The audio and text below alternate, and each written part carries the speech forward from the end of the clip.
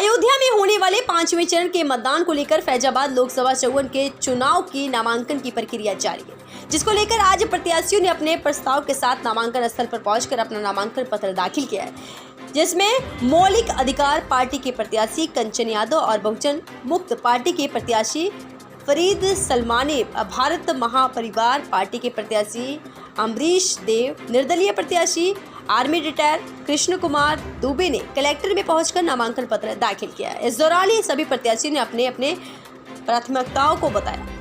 हम मौलिक अधिकार पार्टी से चुनाव लड़ रहे हैं।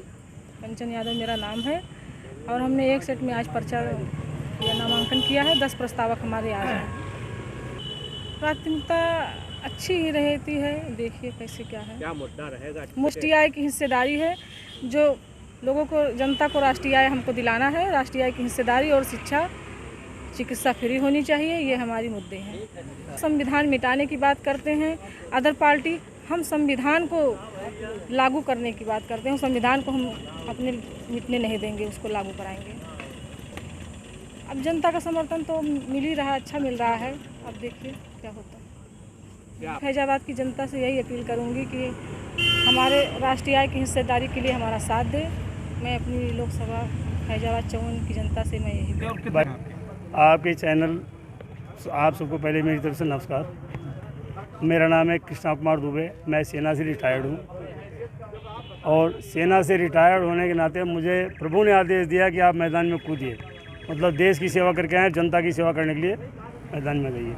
तो मैं उसी मतलब प्रभु के आदेश पे ही मैं चलना शुरू किया हूँ। और मैं निर्दलीय प्रत्याशी इसलिए आ रहा हूँ कि भाई पार्टी में सबको जगह नहीं मिलती और हो सकता मुझे भी ना मिलती, तो मैं इतना तो बस्ता उठाना मेरे बस से बाहर है, ठीक है। इसलिए मैं जो है निर्दलीय प्रत्याशी के रूप में जनता कितने सेट में क्या मुद्दा है आप? मुद्दा मेरा ये है कि मैं देश की सेवा करके आया हूँ, तो जनता की सेवा करना मेरी मुद्दा है, ठीक है। उनके बारे में भ्रष्टाचार के खिलाफ बोलना, उनका बोलना, पानी, शिक्षा, स्वास्थ्य, ये मेरी पहली प्राथमिकता है। उसके बाद महंगाई पे कंट्रोल करना, हमें जो है जितना भी जहाँ भी बात करना होगा उसके लिए हम जनता से क्या जैसे मेरी अपेक्षा ये, भाई सबको मौका दिया उन्होंने, हमें भी एक बार फौजी आदमी जो रिटायर्ड होकर आया उनकी सेवा करना चाहता है उसको मौका दे। नाम है मेरा, मैं भारत महापरिवार पार्टी से हूँ और एक ही सेट में हमने नामांकन किया है आज। और हमारा जो मुद्दा है वो हमने देश और जनता से जुड़ी तमाम समस्याओं को लेकर के पूरा एक समाधान बनाया है। देश की सेवा, सुरक्षा, व्यवस्था तंत्र के संचालन की पूरी एक प्रणाली ही बनाया है, जिससे व्यक्ति का समय और धन कैसे बचे और देश की जनता जो है सरकारी दफ्तरों में चक्कर लगाने से उसको मुक्ति मिले, पूरी इसकी प्रणाली है।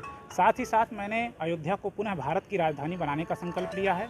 दूसरा, ये अवध प्रांत बने और उत्तर पश्चिमी भाग को ब्रज प्रांत बनाया जाए और उत्तर पूर्व भाग को अवध प्रांत बनाया जाए, ये हमारा मुद्दा है। साथ ही साथ हम राष्ट्रीय गौ माता के संकल्प के साथ जुड़े हुए हैं कि गाय को राष्ट्रीय गौ माता घोषित किया जाए। और साथ ही साथ मैंने बहुत सारे ऐसे मुद्दे हैं जिसकी प्रणाली हमने तैयार की, जैसे ईवीएम को लेकर के आज मुद्दा चल रहा है। हमने लाइव ईवीएम ऐप वोटिंग प्रणाली बनाया है, जिसके आने के बाद मतदान और मतगणना एक साथ कराया जा सकता है। फर्जी मतदाता और मतदान का पूर्णतः अंत होगा। जो राइट टू रिकॉल की बात की जाती है, वो राइट टू रिकॉल आप केवल इसी प्रणाली से संभव किया जा सकता है।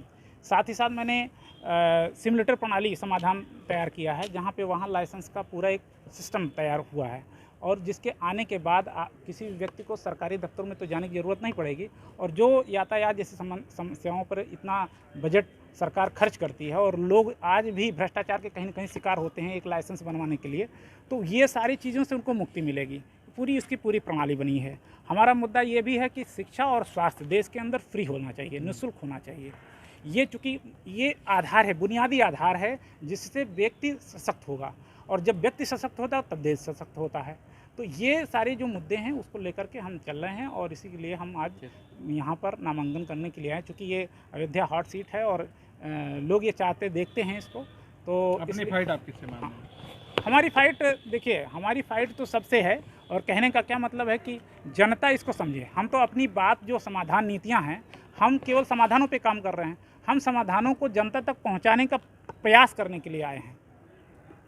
क्या नाम है? अम्बरीश देव गुप्ता। नाम फरीद सलमानी है। मैं एक सामाजिक कार्यकर्ता हूं और बहुजन मुक्ति पार्टी के द्वारा हमने अपने पर्चे को आज दाखिल किया है एक सेट में। और हमारे मुद्दे जो हैं, शोषित समाज को जो उनकी व्यवस्थाएं खराब हो गई पिछले कई वर्षों से, और संविधान को जो लोग ख़त्म करने की बात कर रहे हैं, संशोधन करने की बात कर रहे हैं, यदि अगर देश में संविधान नहीं रहा तो बहुत सारी व्यवस्थाएं देश की ख़राब हो जाएंगी और सबसे ज़्यादा ख़राब होंगी।